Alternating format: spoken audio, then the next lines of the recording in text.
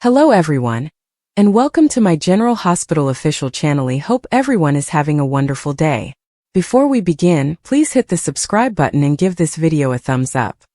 The gardens behind the Metro Court were lit with soft golden lanterns, shimmering off the evening mist as guests gathered for Wiley and Drew's long-awaited wedding. The chairs were lined in perfect rows, white flowers trailing down the aisle, and there was a restless buzz among the crowd that came from months of speculation, heartbreak, and anticipation. Carly smoothed the front of her dress as she took a seat beside Michael, whispering, "I still can't believe this day is finally here." Michael only nodded, but his eyes kept drifting toward the entrance as though he was expecting something. Trouble, maybe, or a missing guest that should have arrived by now. There had been too many secrets lately. Too many people whispering about the investigation that had stalled for weeks. Even so, he tried to focus on the wedding, telling himself that today was supposed to be about love and forgiveness. Drew waited near the altar, adjusting his tie even though it was already perfectly straight. He exhaled slowly, trying to calm the twist of nerves that tightened in his chest. Curtis stepped up beside him. "Man, you look like someone just told you the ship's sinking," Curtis teased lightly. Drew gave a weak laugh. "Just ready to get this done. I want a clean slate. A new start." Curtis patted his shoulder. "That's what today is. Don't overthink it." But Drew couldn't shake the feeling that something was off. He kept replaying the last conversation he'd had with Amelia a few days ago, the way she'd sounded on the phone, unsettled, almost panicked. She'd been digging into Valentine's files, tracking contacts, trying to piece together who really fired the shot that set everything spiraling. Drew told himself she wouldn't pick today of all days to cause more chaos. At least he hoped not. Near the front row, Willow adjusted Wiley's bow tie, brushing a kiss against the boy's cheek. "You nervous about being ring bearer?" she asked sweetly. "No," Wiley said proudly. "I practice walking straight. Grandma Olivia said I looked like a gentleman." Willow smiled, though she could tell Michael wasn't paying attention to anything as he checked his phone again. "Michael," she whispered. He blinked, forcing himself back. "Sorry. Still no update from Chase. He said he'd call if anything new broke on the case." Willow touched his arm. "Today isn't about that. After everything Drew has done for you and your family, let's at least give him one peaceful day." Michael tried to agree, but deep down he felt something shifting in the air, like a storm rolling silently over the horizon. The music began, a soft string version of Canon in D, and the congregation quieted instantly. All heads turned toward the aisle as Wiley began walking, clutching the pillow with the rings. He beamed proudly, his little steps measured and careful. Then the wedding party followed. Sam, Monica, Olivia. Everyone dressed beautifully, everyone doing their best to pretend Port Charles wasn't still full of unresolved mysteries. Finally, the crowd rose to their feet as the bride appeared. She walked slowly, glowing radiant, her veil trailing behind her like a whisper of silk. Drew's entire expression changed when he saw her. It was the first moment all day where he looked genuinely eased, as though all the weight he'd been carrying finally lifted. The bride's eyes met his, and they shared a soft smile that felt like a promise. The minister began the ceremony with the usual introductions, the importance of commitment, the bonds that endure. But his words felt distant, muffled even, compared to the rising tension that was starting to pulse through a few members of the audience. Sam noticed it first, the flicker of movement near the back of the garden, the shadow that slipped in unnoticed. She nudged Spinelli, whispering, "Do you see that?" Spinelli adjusted his glasses. "Indeed I do. And I suspect the arrival is both unexpected and potentially volatile." Before she could respond, the minister turned to the bride. "Before we continue, if anyone here has reason these two should not be joined in marriage, speak now." A voice cut through the ceremony like a strike of lightning. "Stop. You can't let this wedding happen." Gasps erupted as every head whipped around. Amelia stood at the back of the aisle, out of breath, her hair windblown, her expression frantic. In her hand she clutched a stack of papers, documents that looked like printouts, files, evidence. She pushed past a few stunned guests as she hurried forward, nearly stumbling as she reached the first row. Michael shot to his feet. "Amelia," he said sharply, "what are you doing? This isn't the place." But she shook her head fiercely. "It has to be here. It has to be now." Because if I don't say this, Drew is walking into a lie, into danger. The bride turned slowly, confusion spreading across her face. Drew stepped forward, trying to maintain control of the moment. Amelia, he said calmly, whatever this is, we can talk about it later. This isn't the time to. It is, she snapped, her voice cracking. Because I found the shooter. And it wasn't who everyone thinks it was. The crowd went silent. Completely silent. Even the breeze seemed to stop moving. Sam whispered, "Oh my God," as Spinelli's eyes widened, instantly calculating the implications. Amelia's hands trembled as she held up the documents. The person who tried to kill you wasn't acting alone. And the man everyone blamed? He was set up from the beginning. Drew's jaw clenched. Amelia, slow down. Start from the beginning. She nodded, taking a breath. I traced the money trail. I hacked into the offshore accounts Valentine swore weren't connected. And I matched the ballistic pattern to a second gun. One that wasn't logged in the PCPD files. Michael stepped closer, lowering his voice. Amelia, please tell me you didn't break into WSB servers. She stared back at him. If it meant saving your brother? I'd break into the Pentagon. A ripple of uneasy whispers spread through the crowd. Curtis muttered under his breath. This is bad. But Amelia kept going, her words now tumbling out as if she had been holding them in for too long. The shooter wasn't a hired assassin. It wasn't a random attack. The person who pulled the trigger was someone hiding in plain sight. Someone close enough to know Drew's schedule. Someone who knew where he'd be every minute of that day. Drew felt coldness seep into his stomach. You're saying the shooter was someone we know? Amelia nodded. Yes. Olivia's voice rose shakily. Just say the name, honey. Say who it is. Amelia swallowed hard. Her eyes scanned the crowd until they landed on a single figure, someone who paled instantly under her stare. The shooter, Amelia said slowly, was Austin Gatlin Holt. Gasps exploded again, louder this time as confusion and disbelief rippled through the garden. Sam shook her head instantly. That's impossible. Austin helped save people. He helped track leads. He was shot himself once. But Amelia thrust the files toward her. Read the timestamps. Read the transfers. He wasn't a victim. He was the plant. He made himself look like the hero, but he was covering his tracks. Drew felt the ground shift beneath him. Austin's dead, he said quietly. What you're saying, it doesn't matter anymore. Amelia's eyes filled. It matters because he wasn't working alone.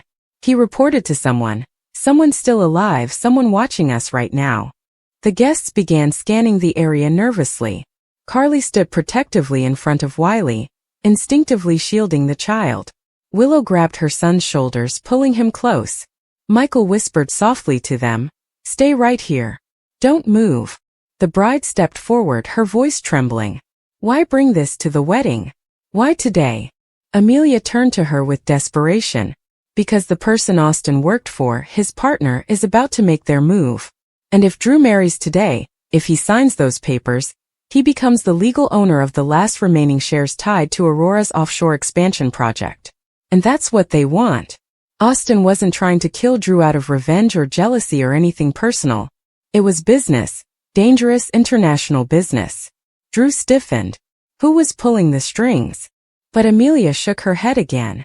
I only know the code name Gemini. And I know that whoever Gemini is, they've been here in Port Charles for months. A soft clang echoed from the far end of the garden, metal hitting concrete. People turned sharply. A shadowed figure slipped behind the hedge, and chaos erupted instantly. Dante sprang from his seat. Everyone stay where you are, he barked, sprinting toward the movement.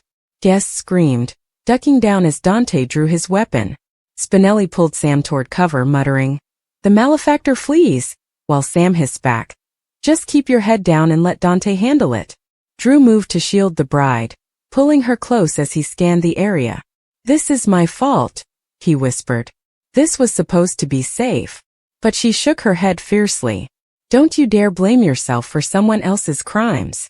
Amelia ran toward Dante to help identify the direction the shooter, or watcher, had escaped, but Michael caught her arm. "You can't just chase someone who tried to kill Drew. Are you insane?" Amelia pulled free. I didn't come this far to stop now. Dante disappeared behind the hedges, and for what felt like agonizing minutes, the garden remained frozen in fear. People whispered, cried, held onto each other. Olivia clutched Ned's arm. Willow prayed under her breath. Curtis stood guard beside Drew. Then Dante finally returned, breathing hard, shaking his head. They're gone. Whoever it was, they were fast and they knew the layout. This wasn't random. Drew turned to Amelia, the hurt in his voice raw. So what now? She approached him slowly, her voice gentler now. Now you walk away from this wedding. Just for now. Until we know who's targeting you. If you get married tonight, you sign your own death warrant. The bride's eyes welled with tears. We can wait, she whispered. Your life means more than a ceremony. Drew cupped her face, kissing her forehead softly. I love you. Nothing changes that. Amelia stepped back. Emotion etched into every line of her face. I'm sorry, she murmured. I didn't want to ruin your day.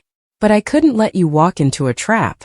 The crowd slowly dispersed as police swarmed the garden.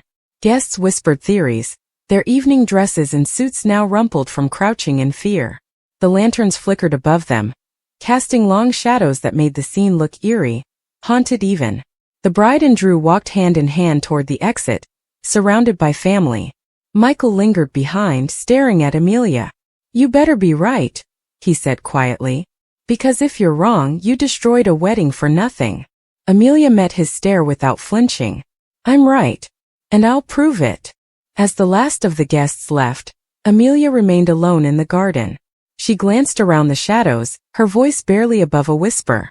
I know you're listening, she said to the empty night. And I'm not stopping until you're exposed.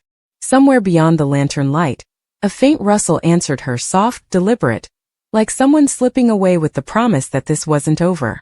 The air in the garden of the Metro Court Hotel was thick with the scent of roses, and the palpable tension of a moment suspended between joy and despair. Every detail was perfect, from the delicate ivory lace of Elizabeth Weber's handiwork on the bride's gown to the soft, golden hue of the late afternoon sun filtering through the ancient oak trees. It was a scene ripped from a fairy tale, a picture of idyllic perfection meticulously constructed to celebrate the union of two of Port Charles's most resilient souls, Drew Kane and Willow Tate. Yet beneath the surface of this carefully orchestrated serenity, a maelstrom of secrets, guilt, and impending revelation churned, threatening to shatter the fragile peace. Willow, standing at the head of the aisle, her hand tucked securely into Michael Corinthos's arm, was a vision of ethereal beauty.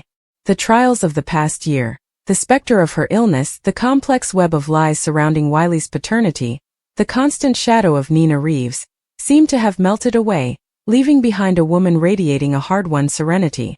Her gaze was fixed on Drew, who waited for her at the altar, his expression one of unwavering devotion and profound gratitude. He had fought for this, for her, for their blended family. In his eyes she was not just his future wife, but a testament to his own redemption, a chance to build a life defined by love and stability, far removed from the chaos and violence of his past as a naval intelligence officer and his subsequent ordeal.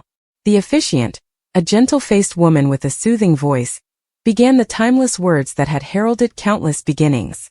Dearly beloved, we are gathered here today to join this man and this woman in the sacred bonds of matrimony. The guests, a collection of Port Charles's most prominent and most scarred citizens, leaned in, their faces a mosaic of smiles and suppressed anxieties. Carly Corinthos, though supportive of Drew, watched with a hawk's eye, her maternal instincts on high alert.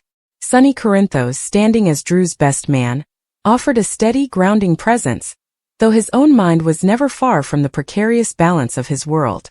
Jocelyn Jacks and Cam Robinson exchanged wistful glances, reminded of their own youthful brushes with love and loss. The ceremony proceeded with a smooth, dreamlike quality. The vows were exchanged, personal and heartfelt, each word a brick laid in the foundation of their new life together. Drew spoke of Willow's strength, her grace under pressure, and the light she had brought into his life in his daughter's Scout. Willow's voice, though soft, carried a steely resolve as she spoke of Drew's integrity, his kindness, and the safe harbor he had provided for her in Wiley. It was when the officiant posed the question that has forever been the pivot upon which destinies turn, that the first, almost imperceptible crack appeared in the fairy tale facade. If anyone here present can show just cause why these two should not be lawfully joined together, let them speak now or forever hold their peace. A collective, almost imperceptible intake of breath swept through the gathered crowd. It was a formality, a piece of archaic pageantry that no one ever expected to be acted upon. For a heartbeat, there was only the rustle of leaves and the distant hum of the city. Then a voice clear as shattering glass cut through the silence. "I can't let you do this." All heads turned. Pushing her way through the back row of guests, her face a mask of anguish and grim determination, was Amelia, Drew's sister. She was pale, her hands trembling, but her eyes burned with a fire that brooked no argument. A wave of confused murmurs rippled through the audience. Amelia had been a quiet, supportive figure in the background, thrilled for her brother's happiness. This interruption was as shocking as it was inexplicable. Drew's face, which had been a portrait of serene joy, clouded with confusion and a flicker of protective anger. "Amelia? What is this? This isn't the time." "It has to be now, Drew," she insisted, her voice gaining strength as she moved closer to the altar, ignoring the stunned stares of Sunny, Carly, and a now trembling Willow. "Before you make a vow you can't keep. Before you bind your life to a lie. What are you talking about?" Drew's tone was sharper now, the military commander emerging from beneath the groom's veneer. Amelia's gaze swept from Drew's confused face to Willow's terrified one. She took a deep, shuddering breath, as if steeling herself to plunge into an icy abyss. "The shooting, Drew. The day you were shot. We've all been living with the lie. The air went out of the garden. The shooting. It was the foundational trauma of Drew and Willow's relationship, the violent event that had nearly taken Drew's life and had, in a twisted way, cemented their bond. In the official narrative, the assailant was a random, disgruntled individual from Drew's past, a loose end from his time in intelligence that had snapped. It was a clean if terrifying explanation, one that allowed them to file the event away as a tragic, closed chapter. "Amelia, we know what happened," Drew said, his voice low, a warning note evident. "This is not the place to rehash that." "But we don't know," Amelia cried out, her composure cracking. "We don't know the truth. The shooter, he wasn't some random ghost from your past, Drew. He was hired. It was a hit." A collective gasp echoed through the crowd. Sunny took a half step forward, his entire body tensing, his criminal instincts immediately engaged.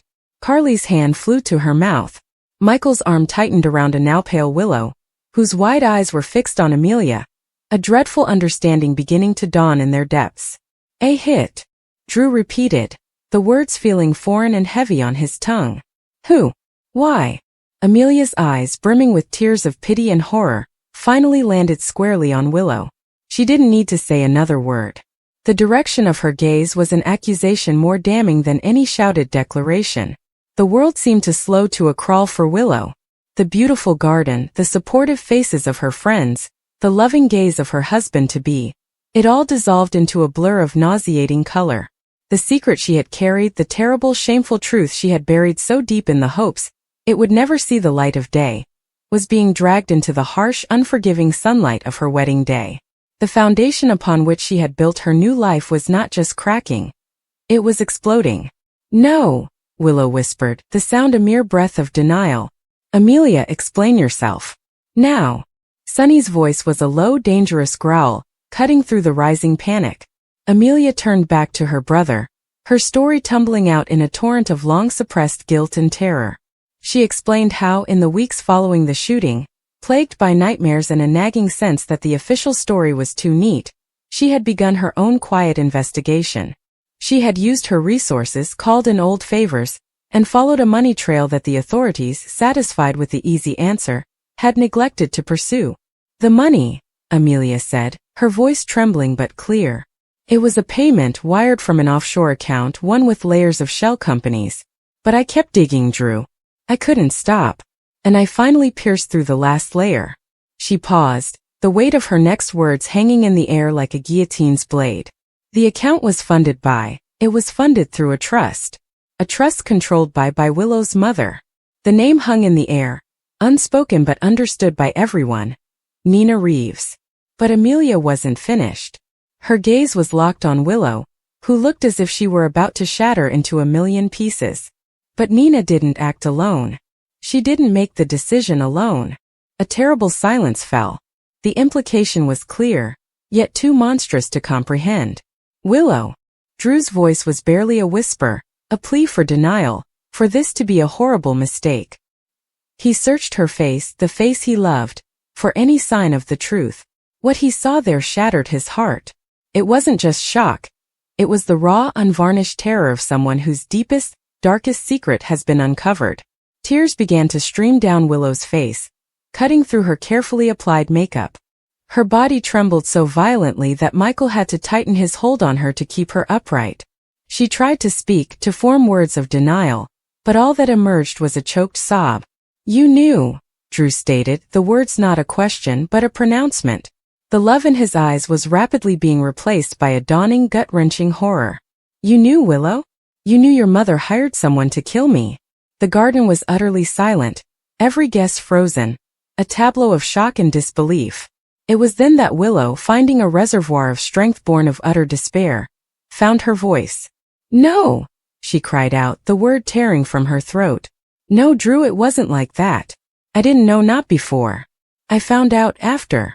The confession, partial as it was, landed like a physical blow. Drew staggered back a step as if she had struck him. The man who had faced down terrorists and endured unimaginable torture looked utterly broken. "After?" he echoed, his voice hollow. "You found out after I was shot? And you said nothing? You let me believe it was random? You stood by my side in the hospital. You loved me. All while knowing your mother was responsible for putting me there." The narrative of their love story was being rewritten in real time. Their cherished memories now poisoned by this devastating omission. "It wasn't my mother," Willow screamed, her composure finally shattering completely. The truth so long imprisoned was breaking free. "It was me. It was my fault." The silence that followed was more profound than any that had come before. Even Amelia looked stunned, her revelation having unlocked a truth far darker than she had suspected. "What are you saying, Willow?" Carly demanded, stepping forward, her motherly concern for Drew overriding everything else. Willow collapsed inward, sobs racking her frame. The story, the true story, poured out of her in broken, agonized fragments. She painted a picture of a time of profound despair and manipulation.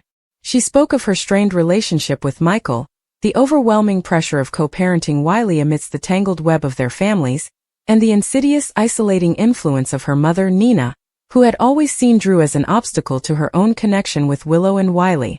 "She was in my ear constantly," Willow wept, her words directed at Drew, though she could no longer meet his gaze. "Telling me that you were a danger, that your past would always follow you, that as long as you were in our lives, Wiley would never be safe. She said you would get us all killed. I was so weak, so sick, and so scared. I was drowning." She explained that in her most vulnerable state, manipulated and emotionally battered by Nina, she had voiced her deepest, darkest fear. She had said, in a moment of hysterical despair, that everything would be easier, that Wiley would be safer, if Drew were just gone. She had never meant it literally. It was the cry of a tortured soul, a figurative wish for an escape from the unbearable pressure. But Nina Reeves, with her twisted sense of maternal protection and her own vendetta against the Corinthos family and anyone aligned with them, had heard it as a command. She had taken her daughter's despair and weaponized it. "I never asked her to hurt you," Willow pleaded, her voice raw with agony. "I swear to God, Drew, I never meant for any of it to happen. I didn't know what she had done until you were in the hospital fighting for your life. She came to me terrified and told me what she had done. She said she did it for me, for Wiley. And I was horrified. I was sick. But I was also terrified. Terrified of what would happen to her, to me, to Wiley if the truth came out. So she had made a choice. A catastrophic, unforgivable choice. She had chosen silence. She had buried the truth, had pretended alongside everyone else that it was a random act of violence. She had nursed Drew back to health, had fallen in love with him, had built a life with him, all while carrying the poisonous knowledge that her own words, however misinterpreted, had been the catalyst for the bullet that nearly ended his life. The aftermath of her confession was a vacuum of sound, quickly filled by the roaring tide of reaction. Drew's face was a harrowing study in betrayal. The love of his life, the woman he was moments from vowing to cherish forever, was directly, causally linked to the most traumatic event of his life. Her silence, her deception, was a betrayal far deeper than the act itself. The entire edifice of their relationship, the trust, the shared survival, the love that was born in the shadow of that shooting, was revealed to be a monument built on a lie. "You let me love you," he said, his voice quiet, laced with a pain so profound it was chilling. "You stood here today in this dress, and you were going to vow to be honest with me. For better, for worse. How could you, Willow? How could you look me in the eye every day knowing what you knew?" He didn't wait for an answer. He couldn't. With a look of utter devastation, he turned and walked away from the altar, from her, from the life they had planned. He didn't run. It was a slow, deliberate walk of a man whose world had just ended. Sonny, after a moment's hesitation and a final grim look at the scene, followed him, a silent sentinel in the wake of catastrophe. The garden erupted into chaos. Guests were on their feet, talking over each other in shocked exclamations. Carly rushed to where a shell-shocked Michael stood holding a nearly catatonic Willow. Jocelyn was crying, clinging to Cam. The perfect wedding was now a public spectacle of the highest order, a scandal that would reverberate through Port Charles for years to come. Willow, her legs finally giving way, sank to the ground, the pristine white of her wedding dress pooling around her in the grass, a cruel mockery of the purity it was supposed to represent. She was inconsolable, lost in the hell of her own making. The truth was out, and it had not set her free, it had annihilated her. In the midst of the pandemonium, Amelia stood frozen, the gravity of what she had unleashed finally crashing down upon her. She had wanted to protect her brother from a marriage based on a lie. She had believed she was revealing the truth about Nina's crime. She had never imagined that the truth was even more convoluted and tragic, that her intervention would not prevent a wedding but destroy two people she cared about. Her face was a mask of regret and horror. She had pulled the thread, and the entire tapestry had unraveled. The fallout was immediate and brutal. Drew disappeared, refusing to speak to anyone, his grief a private, violent storm. The penthouse they were meant to share as a family stood empty, a symbol of a future that would never be. Willow, utterly broken, was taken back to the Quartermain mansion, where she retreated into a near catatonic state, shielded by a deeply conflicted Michael, who was torn between his fury at her deception and his enduring need to protect the mother of his child. The news, of course, spread through Port Charles like wildfire. Nina Reeves, when confronted, initially denied everything with her characteristic defiance. But with Willow's confession and Amelia's evidence, her house of cards collapsed. The revelation that she had not only arranged a murder for hire but had then allowed her daughter to shoulder the guilt and build a life on that foundation of lies, painted her as a monster of Shakespearean proportions. Her relationship with Sonny, already fragile, was incinerated in the blaze of this new truth. Her standing in the town, which she had fought so hard to build, was utterly destroyed. The legal ramifications began to swirl. The PCPD, with Jordan Ashford at the helm, reopened the case of Drew's shooting. Nina was the primary target, but Willow's knowledge and subsequent cover-up placed her in a precarious legal and moral position. She was both a victim of her mother's manipulation and an accessory after the fact. The district attorney now had to untangle a case that was as much a family tragedy as it was a criminal conspiracy. For Wiley, the innocent heart of this entire saga, his world was once again upended. The stable, two-parent home he was supposed to have was gone, replaced by confusion and separation. The question of his safety, the very pretext Nina had used to justify her heinous act, was now a bitter irony, as he was now at the center of the most destructive scandal to hit his family. In the days that followed, the characters grappled with the new horrifying reality. Carly, while vindicated in her long-held animosity towards Nina, was shattered by Drew's pain and the collateral damage to her grandson. Michael was forced into an impossible position, acting as a buffer between a devastated Willow and a furious Drew, while trying to protect his son from the fallout. Sonny wrestled with his own complicity. His world of violence and retaliation had, in a way, normalized such extreme responses, and now it had bled into the life of the one man he considered a true brother. The incident became a defining moment for everyone involved. It forced them to confront uncomfortable truths about manipulation, forgiveness, and the devastating cost of secrets. It asked whether a love born from and sustained by a lie could ever be resurrected. It questioned the very nature of culpability. Was Willow, as a manipulated and ill young woman, a victim? Or was her choice to conceal the truth an unforgivable act of betrayal that outweighed her victimhood? Drew, in his solitude, was left to wrestle with the most painful question of all. Who was the woman he loved?